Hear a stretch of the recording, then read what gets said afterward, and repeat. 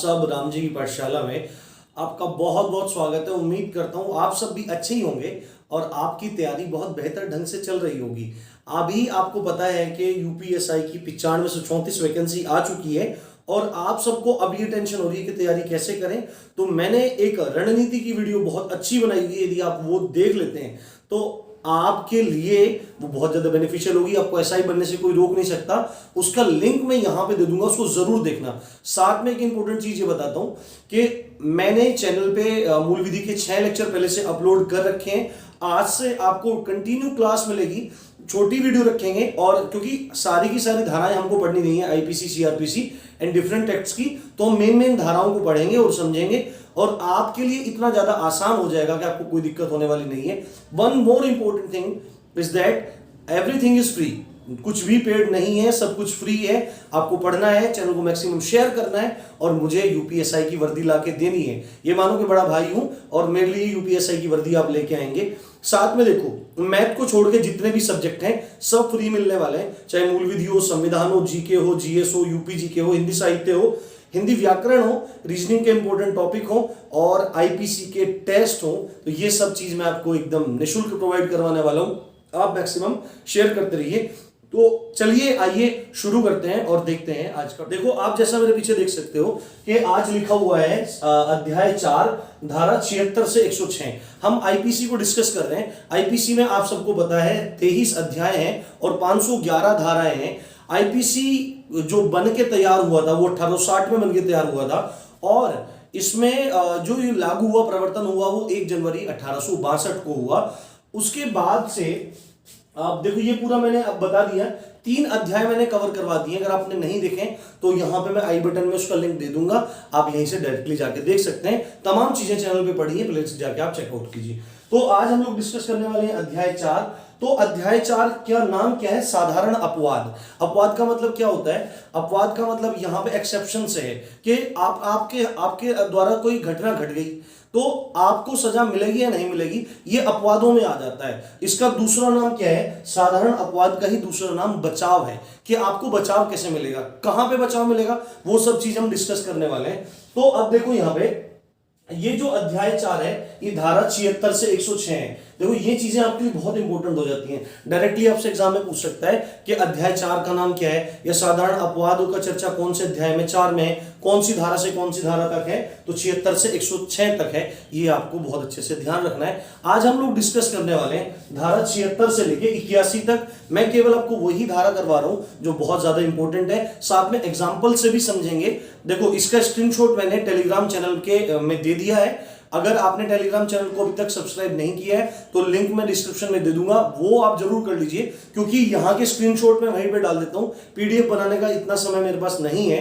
और जितने भी क्लास की अपडेट्स हैं, आपको 3 क्लास डेली में दूंगा। हिंदी का क्लास मिलेगा, जीएस का क्लास मिलेगा और मूल विधि का क्लास मिलेगा। संडे में रीजनिंग के जो टिपिकल टॉपिक्स हैं उनका ट्रिक्स और उनके कॉन्सेप्ट समझाऊंगा। साथ में आईपीसी का लाइव टेस्ट होने वाला है, तो स्टे ट्यून, चैनल को सब्सक्राइब करना मत भूलिए। अब यहाँ पे देखिए, आगे आज हम लोग पढ़ने वाले हैं ये धारा 76 से 81। पर उससे पहले चीज समझ लेना जरूरी है, जो साधारण अपवाद है वो 76 से 106 तक है और इस अध्याय को भी 2 भागों में बांटा गया है।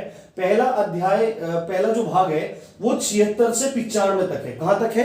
76 से 95 तक है, जिसमें क्षम्य अपराध बताए गए हैं। क्षम्य अपराध का मतलब क्या है कि अगर किसी से कोई अपराध हो जाता है ना, और तो उसको वो कौन से अपराध हैं जिनको माफ किया जा सकता है। ठीक है, जैसे क्या हो जाता है, किसी से हत्या, मतलब कोई किसी को मार देता है। देखो, मारना भी 2 तरह से होता है। कैसे? एक तो इंटेंशन हुई, आशय हुई कि मेरे को मारना है इसको। दूसरा ये हुआ कि गाड़ी गलती से एक्सीडेंट हो गया, रोड पे चलते हुए गाड़ी से कुचल दिया। तो दोनों मामले अलग अलग हैं। देखो, मरा आदमी दोनों में, पर दोनों मामले अलग अलग हैं। एक में इंटेंशन थी और अपराध के 4 तत्वों में एक तत्व ये महत्वपूर्ण है कि इंटेंशन होना चाहिए, आशय होना चाहिए किसको मारना है। जबकि जो रोड पे आदमी चल रहा था बाइक या स्कूटी या कार लेके, उसको इस चीज का भान ही नहीं था, उसको बोध ही नहीं था कि ये आदमी मेरे सामने आएगा और मर जाएगा। तो दोनों कंडीशन अलग हैं। तो अब उस व्यक्ति को बचाव कैसे मिलेगा? अपराध तो उससे हो गया पर उसको बचाव मिलेगा। तो उन सब की चर्चा कहां पे की गई है? 76 से 95 में, ऐसे अपराध जिनको क्षमा किया जा सकता है। और दूसरा महत्वपूर्ण भाग है 96 से 106 तक, ये है प्राइवेट प्रतिरक्षा। आप सबको पता है हमारे देश में पुलिस बल की और सिक्योरिटी फोर्सेस की बहुत कमी है। हर एक व्यक्ति के पास वो एक पुलिस वाला तैनात नहीं किया जा सकता, क्योंकि आप ये मान के चलिए लाखों लोगों पे कुछ ही पुलिस वाले होते हैं, तो हर व्यक्ति की सुरक्षा नहीं की जा सकती। तो प्राइवेट प्रतिरक्षा का मतलब क्या है कि सेल्फ डिफेंस की तरह से आप इसको ले सकते हैं, प्राइवेट डिफेंस की तरह से ले सकते हैं। इन्हीं धाराओं के मद्देनजर किसी व्यक्ति को लाइसेंसी हथियार प्रोवाइड करवाए जाते हैं कि यदि आपको कोई मारना चाहता है और आपके पास लाइसेंसी बंदूक है तो आप उसकी हत्या भी कर सकते हैं। मतलब वो सारे केसेस इसमें हैं, वो किसमें आते हैं, प्राइवेट प्रतिरक्षा में आते हैं। तो इसमें भी हम सब लोग पहले क्या पढ़ने वाले हैं, 76 से 95 जो क्षम्य अपराध हैं उनको हम यहाँ पे समझेंगे। आप ध्यान से समझते रहिए। अब देखो यहाँ पे क्या है, जो सेक्शन 76 है, धारा 76 है, वो क्या कहती है कि विधि द्वारा आबद्ध व्यक्ति, विधि द्वारा आबद्ध व्यक्ति के कोई ऐसा व्यक्ति जो विधि यानी कानून के द्वारा बंधा हुआ है, यानी कानून के दायरे में आता है, यानी कि कोई भी सरकारी कर्मचारी, अधिकारी जो भी कानून के दायरे में आ रहा है वो विधि द्वारा आबद्ध व्यक्ति है। और दूसरा पॉइंट, पहला पॉइंट है विधि द्वारा आबद्ध व्यक्ति, और दूसरा पॉइंट है तथ्य की भूल, यानी कि आप फैक्ट्स में गलती कर देते हैं। अभी समझाऊंगा फैक्ट्स में गलती कैसे कर देते हैं। तो अगर कोई विधि द्वारा आबद्ध व्यक्ति है और वो कोई काम करता है विधि द्वारा आबद्ध रहते हुए, विधि के अनुसार काम करता है और उससे कोई अपराध बन जाता है, तो वो अपराधी नहीं होगा, उसको बचाव मिलेगा, ये धारा 76 कह रही है। और अगर तथ्य की भूल कर देता है, कोई फैक्ट की भूल कर देता है, तो भी बचाव मिलेगा। अब देखो कैसे विधि द्वारा आबद्ध व्यक्ति का बचाव कैसे होगा। सपोज करो एक पुलिस का अधिकारी है और उसके साथ में एक सिपाही है, एक जवान है पुलिस का ही, और वो भीड़ को नियंत्रित करने का प्रयास कर रहे हैं। भीड़ को नियंत्रित करने का प्रयास कर रहे हैं, बहुत देर तक डराते रहे, धमकाते रहे, पर भीड़ अब बेकाबू हो चुकी है। तो यहां पर अधिकारी और सिपाही दोनों ही विधि द्वारा आबद्ध हैं। तो अधिकारी सिपाही को आदेश दे देता है गोली चलाने का, और सिपाही आदेश पाते ही गोली चला देता है, और उस गोली के द्वारा किसी व्यक्ति की हत्या हो जाती है, उसकी मृत्यु कारित हो जाती है। तो क्या अधिकारी या सिपाही अपराधी होंगे? तो यही चीज कह रही है आईपीसी की धारा 76 के अधिकारी और सिपाही दोनों विधि द्वारा आबद्ध थे तथा अपने कार्यपालन में उन्होंने कोई कर्म किया, कोई कार्य कारित किया, कोई अपराध कारित किया, तो उसके लिए उनको बचाव मिलेगा। यहां पर जो ये हत्या हुई गोली लगने से सिपाही की, अधिकारी ने आदेश दिया, यहां पे ना तो अधिकारी अपराधी होगा और ना ही सिपाही अपराधी होगा। आई थिंक आपको बात समझ में आ गई होगी, विधि द्वारा आबद्ध व्यक्ति को बचाव कैसे मिलता है। दूसरी इंपॉर्टेंट चीज, तथ्य की भूल का बचाव। तथ्य की भूल के बचाव में यहां देखो कि कोर्ट है, न्यायालय है, न्यायालय किसी अधिकारी को क्या कहता है कि तुम एम नामक व्यक्ति को पकड़ो। क्षमा चाहता हूं, थोड़ा स्वास्थ्य ठीक नहीं है, आप थोड़ा कोऑपरेट कीजिए, सहयोग कीजिए।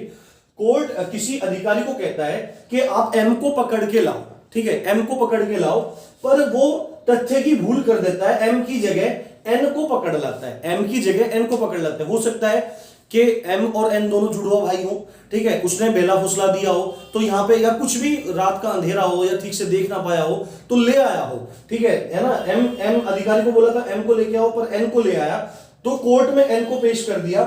तो अब ये अधिकारी, इस पर कोई भी आपराधिक मामला नहीं दर्ज होगा, इसको यहां बचाव मिलेगा। इसको बोलते हैं तथ्य की भूल। बोला था कि एम नाम का व्यक्ति है, गोल गोल सा चेहरा है, मोटा मोटा सा पेट है, काला काला सा रंग है, चढ़ी चढ़ी सी मूछें, ऐसे लेके आना, और इसी टाइप का थोड़ा सा दूसरा एन आदमी मिल गया तो वो उसको ले आया, ये उसकी तथ्य की भूल हुई। तो तथ्य की भूल में भी बचाव मिलता है। आई थिंक आपको बात समझ में आ गई होगी। उसके बाद सेक्शन 77 बचाव देता है न्यायाधीश को, जज को, यदि न्यायाधीश या देखो न्यायाधीश और जज को बचाव, न्यायाधीश को जज ही कहते हैं, को बचाव मिलेगा। कब बचाव मिलेगा? जब वो अपने दायित्वों का पालन कर रहा हो। सपोज करो जज ने क्या काम किया, कोई फैसला सुना और किसी को मृत्युदंड दे दिया। अब उसने मृत्युदंड दे दिया और व्यक्ति वो मारा गया। उसके बाद उसके घर वालों को पता लगा कि ये तो निरपराधी था, उन्होंने हाई कोर्ट में अपील कर दिया या सुप्रीम कोर्ट में अपील कर दिया। तो अब हाई कोर्ट या सुप्रीम कोर्ट को लगता है कि ये वास्तव में निरपराधी व्यक्ति था, ये मारा गया, तो इसके लिए जज को दंड दिया जाना चाहिए। तो जज यहां पे दोषी नहीं होगा, उसका फैसला निरस्त हो सकता है, लोअर कोर्ट का फैसला निरस्त कर सकता है, पर जज ने अपने दायित्व का पालन करते हुए इस व्यक्ति को फांसी दी है। तो अब जज कोई भी दोषी नहीं होगा, जज किसी भी तरह का यहाँ पे दोष नहीं रहेगा और दोष मुक्त माना जाएगा। जज को यहाँ पे बचाव मिलेगा। कब मिलेगा जज को बचाव?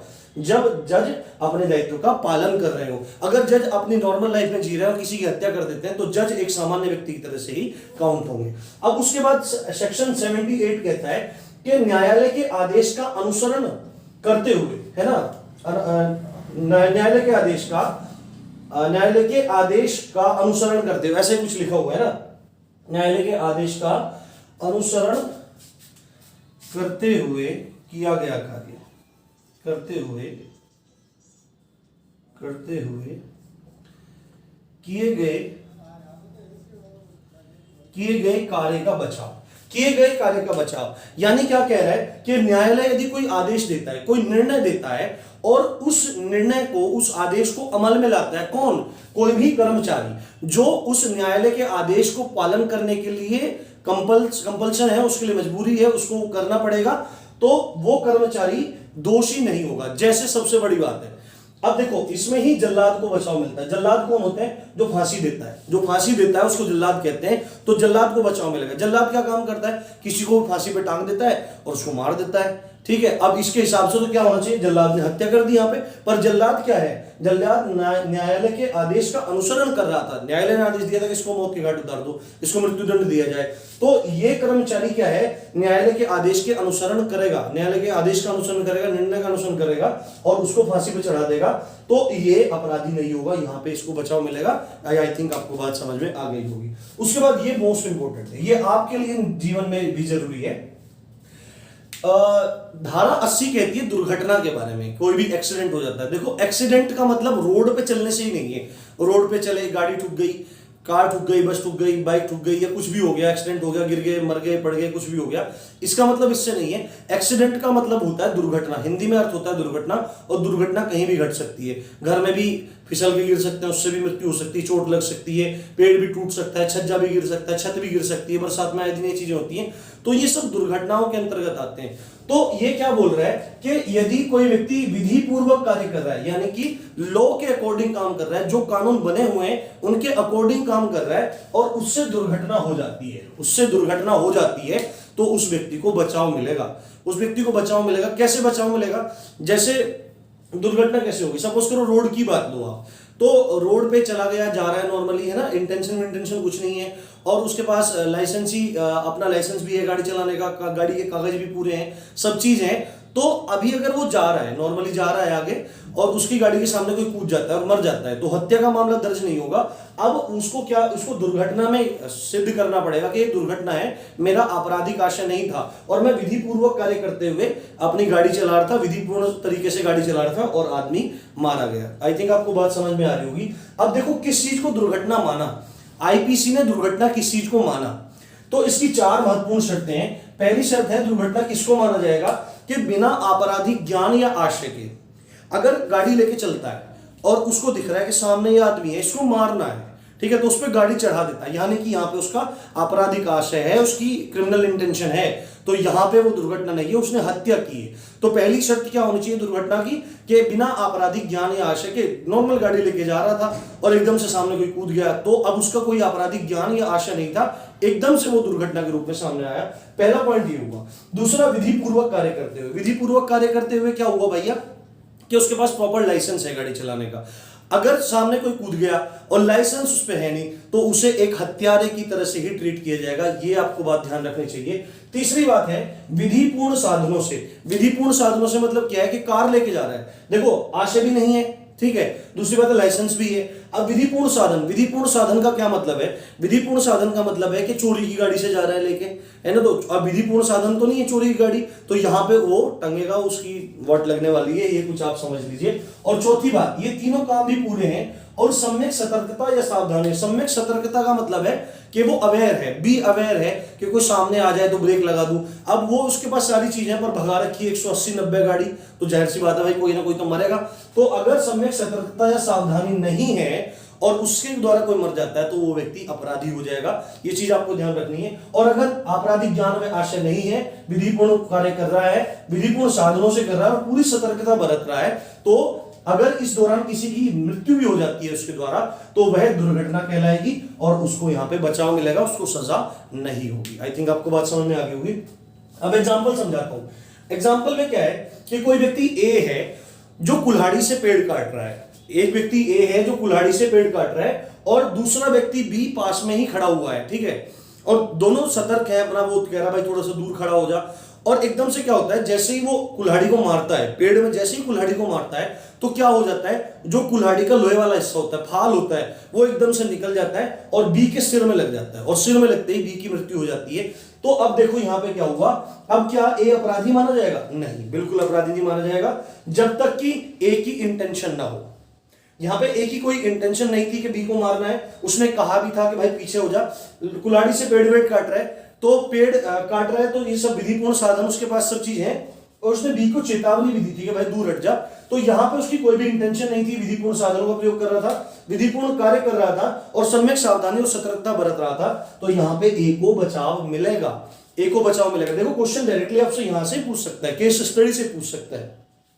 उसके बाद दूसरा एग्जांपल लेते हैं कि एक बंदा छत पे चढ़ा हुआ है अपनी, और उसकी छत पे बर्फ जमी हुई है, उसकी छत पे बर्फ जमी हुई है, और वो प्रॉपर्ली कहता है कि भाई मैं बर्फ नीचे गिरा रहा हूं, कोई भी व्यक्ति नीचे ना आए, यदि कोई नीचे आ जाता है तो मैं उसका जिम्मेदार नहीं होता। और इतना होते हुए भी बी उधर से गुजरता है, जानते हुए देखते हुए भी गुजरता है, और जबकि ए ने चेतावनी दे रखी है, और जैसे ए छत से बर्फ को गिराता है और बी उसमें दब के मर जाता है, तो यहां पर ए अपराधी नहीं माना जाएगा। आपको ये बात बहुत ज्यादा ध्यान में रखनी है।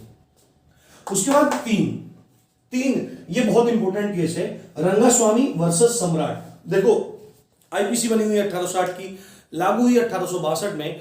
तो उसके बाद का क्या सीन है, उस समय अभी तो आजकल जो केसेस होते हैं वो किसी व्यक्ति बनाम राज्य होते हैं, या राज्य बनाम केंद्र होते हैं, या किसी व्यक्ति बनाम भारत सरकार होते हैं, केंद्र सरकार के होते हैं। तो उस समय भारत सरकार नहीं थी, सम्राट था, भारत में ताज का शासन था। तो उस समय एक केस हुआ था कि ए व्यक्ति था जिसके पास शिकार खेलने का लाइसेंस था, परंतु उस दिन उसने वो लाइसेंसी बंदूक नहीं ली, ठीक है, उसने वो लाइसेंसी बंदूक नहीं ली, और वो रात के अंधेरे में शिकार खेलने चला गया। वहां पर एक व्यक्ति बी था जो घास काट रहा था, और ए को लगा कि यहाँ पे खरगोश है, ए को लगा यहाँ पे खरगोश है, तो वो वहां पे क्या कर देता है, गोली चला देता है, और बी उसमें मारा जाता है। तो अब देखो क्या होगा, बंदूक जो थी उसमें लाइसेंस नहीं था, उसके पास लाइसेंस नहीं था, लाइसेंसी बंदूक नहीं थी, बल्कि शिकार खेलने का लाइसेंस था। अंधेरे में बी को खरगोश समझ के गोली चला देता है, तो क्या अपराधी माना जाएगा? बिल्कुल भी अपराधी यहां पे नहीं माना जाएगा। अब देखो क्या होगा, उसको पता नहीं था, उसकी इंटेंशन नहीं थी यहाँ पे कोई आदमी है, अंधेरे में उसने भूल से काम कर दिया, तो उसकी कोई इंटेंशन नहीं थी कि बी जो घास काट रहा है उसको मारो, खरगोश समझ के मार रहा था। अब ये बात होनी चाहिए कि उस क्षेत्र में खरगोश का शिकार करने की अनुमति है कि नहीं, तो विधिपूर्ण साधन हो गए, शिकार खेलना विधिपूर्ण तरीके से, उसके पास लाइसेंस है। पर देखो यहां पे वो हत्या का तो दोषी नहीं होगा, पर जब उसने बंदूक लाइसेंसी यूज नहीं करी तो उसके साथ में क्या दिक्कत हो जाएगी, उसको हत्या से तो बरी कर दिया जाएगा, पर उसे आर्म्स एक्ट में, जो आर्म्स एक्ट है उसके अंतर्गत जो भी प्रावधान होगा उसमें उसको सजा मिलेगी। आई थिंक आपको सारी बात समझ में आ रही होगी। अब देखते हैं धारा, तो यहां पे देखते हैं धारा 81, ये भी बहुत ज्यादा इंपॉर्टेंट है। धारा 81 क्या कहती है, आवश्यकता का बचाव, कि हमें क्या करना है, जब जिस काम की आवश्यकता है और उसमें कोई अपराध भी बन रहा है तो वहां पे भी हमको बचाव मिलेगा। कैसे मिलेगा, कि दूसरी इसकी परिभाषा क्या है कि बड़ी हानि को बचाने के लिए, अगर ज्यादा नुकसान हो रहा है तो बड़ी हानि को बचाने के लिए छोटी हानि कारित कर देना, छोटी हानि कारित कर देना, ये इंपॉर्टेंट है कि बड़ी हानि को बचाने के लिए छोटी हानि कारित कर देना, ये धारा 81 कहती है, सेक्शन 81 कहता है। और क्या बोल रहा है कि आवश्यकता का बचाव मिलेगा। एग्जाम्पल क्या है, देखो यदि ए जहाज है, यहां पे ध्यान से समझो, ए जहाज है और इसका कप्तान सीधे मतलब जहाज को लेके जा रहा है, आगे बढ़ रहा है, आगे बढ़ता जा रहा है, और अब इसके सामने क्या आ जाता है, एक नाव आ जाती है, यहाँ पे एक नाव आ जाती है जिसमें दो लोग सवार हैं। कितने लोग सवार हैं, दो लोग सवार हैं, और दूसरी तरफ, एक तरफ ये नाव आ जाती है और दूसरी तरफ एक छोटा बेड़ा आ जाता है जिसमें 100 लोग सवार हैं, इसमें 100 लोग सवार हैं, और एकदम से जहाज को काटा भी नहीं जा सकता, एकदम से जहाज को काटा भी नहीं जा सकता। अब क्या होगा, या तो क्या काम करे, या तो इधर काट दे 2 लोगों की नाव की तरफ, या वो 100 लोगों के बेड़े की तरफ काट दे। तो यहां पे देखो, यहां से एकदम क्लियर हो जाएगा, बड़ी हानि को बचाने के लिए छोटी हानि को कारित करने पर कोई भी अपराध नहीं होगा, बचाव मिलेगा। अब अगर जहाज का कैप्टन क्या करता है, जहाज का कप्तान 100 लोगों की तरफ मोड़ देता है तो यहाँ पे 100 के 100 लोग मारे जाएंगे, जबकि इधर की तरफ अगर मोड़ देता है नाव की तरफ तो केवल 2 लोग मारे जाएंगे। यहाँ पे बड़ी हानि है, यहाँ पे छोटी हानि है, तो एकदम कप्तान क्या काम करेगा, कप्तान इधर 2 लोगों की नाव की तरफ मोड़ देगा और 2 के 2 लोग मारे जाएंगे। अब देखो क्या होगा, क्या कप्तान दोषी है? कप्तान दोषी नहीं होगा, इसको बचाव मिलेगा, इसको कोर्ट में ये बात प्रूफ करनी होगी। तो आई थिंक आपको बात समझ में आ गई होगी। दूसरी एक और इसका एग्जांपल दे देता हूं मैं। अगर घर में आग लगी है, घर में आग लगी है और एक हिस्सा घर का जल रहा है, एक हिस्सा मानो कि पूरा कमरा है, ये पूरा कमरा है ऐसे, और ये घर का इतना हिस्सा जल रहा है, ठीक है, और बेशकीमती सामान सब पड़े हुए हैं यहाँ पे, बेशकीमती सामान सबके सब पड़े हुए हैं, और आग इधर की तरफ फैलती जा रही है, इधर की तरफ आग फैलती जा रही है। तो कोई व्यक्ति अगर आता है और इस बीच वाले ब्लॉकेज को, इस बीच वाले हिस्से को बिल्कुल काट के अलग कर देता है, इस हिस्से से, इस हिस्से को बचा देता है, और आग यहीं तक सिमट जाती है, और इस दौरान कुछ नुकसान होगा। देखो, अगर ये आग बढ़ती तो पूरा का पूरा हिस्सा खत्म होता, पर उस व्यक्ति ने क्या काम किया, कोई अदर व्यक्ति आया किसी अदर व्यक्ति की प्रॉपर्टी में, और उसने एक क्या कर दिया, कुछ बेशकीमती सामान तोड़ दिए, रास्ता बिखेर दिया, रास्ता बीच में से उखाड़ दिया, छत को बिल्कुल एकदम तोड़ दिया, मतलब कुछ उसमें इस तरह का इंतजाम कर दिया जिससे नुकसान हुआ। तो बड़ी हानि क्या होती कि पूरा का पूरा कमरा जल जाता, पर यहाँ पे छोटी हानि हुई, तो जो वो ए व्यक्ति है जिसने ये सारा काम किया है, तो वो अपराधी नहीं माना जाएगा। क्यों? आवश्यकता के बचाव के अंतर्गत उसने बड़ी हानि को बचाने के लिए छोटी हानि कारित करी है। आई थिंक आपको समझ में आया होगा। इसी तरह से हम अपनी यात्रा आगे बढ़ाते रहेंगे। आप चैनल को सब्सक्राइब करना मत भूलिए, और हर एक बंदे तक जो यूपीएसआई की तैयारी कर रहे हैं वहां तक चैनल को पहुंचाइए, ये आपकी जिम्मेदारी है। तो आप देख रहे थे राम जी पाठशाला, मैं हूं राम भारद्वाज। जय हिंद, जय भारत।